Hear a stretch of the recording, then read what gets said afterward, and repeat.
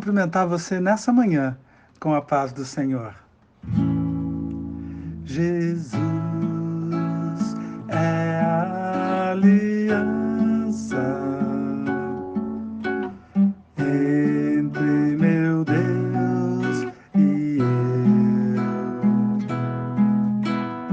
Hoje Ele me chama para renovar, hoje Ele me chama para restaurar, hoje Ele me chama para dele derramar.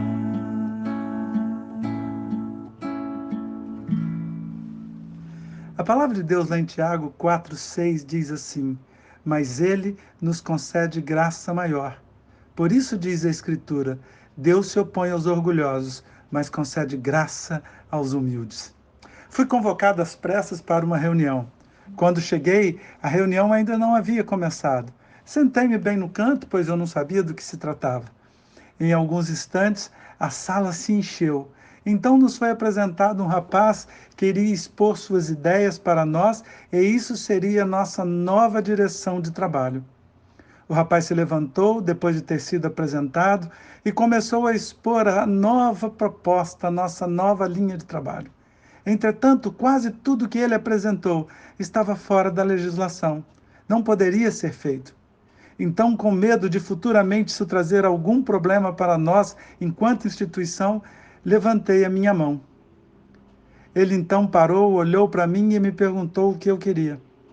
Então eu disse para ele que teríamos que pesquisar mais sobre o que ele estava propondo, pois, a grosso modo, ia contra a lei vigente e o direcionamento do governo. Quando falei isso, o rapaz se transtornou, começou a falar alto comigo e de forma grosseira foi dizendo que eu não conhecia nada de legislação, que ele sim sabia e que na empresa na qual ele trabalhava havia 5 advogados que o orientaram. Então eu devia ficar quieto e não falar do que eu não conhecia. Naquele mesmo instante comecei a orar e pedi perdão a Deus, pois eu não estava ali para prejudicar ninguém, mas também não poderia me calar frente a uma informação errada que poderia trazer muitos prejuízos futuros para a instituição. Entretanto, meu coração ficou abatido com a lavada que tomei. Aí eu me lembrei que Deus não se agrada da arrogância, e o Senhor a detecta mesmo se estiver escondida no fundo do nosso coração. Deus sabe o que está dentro do nosso coração. Ele percebe a semente mesmo antes dela brotar e começar a dar seus frutos amargos. A Bíblia nos diz que Deus resiste aos soberbos e nos diz ainda que Ele declara guerra aos altivos de coração. Quando isso veio à minha mente, me coloquei diante de Deus, pedi a sua direção, pedi perdão, pois eu não poderia me calar diante do que tinha ouvido. Então, no dia seguinte, bem cedinho, pesquisei a legislação, liguei para Brasília, me orientei direto na fonte, reuni os documentos e conversei com a direção e humildemente mostrei que o caminho escolhido não estava correto. Queridos, o Senhor detesta os orgulhosos e não poupa o chicote nos arrogantes. Foi assim com o soberbo Nabucodonosor, pois ele queria ser mais poderoso que o próprio Deus e queria ser adorado como ele. Ele levantou monumentos em glória de si mesmo e se colocou como sendo melhor do que todos os homens.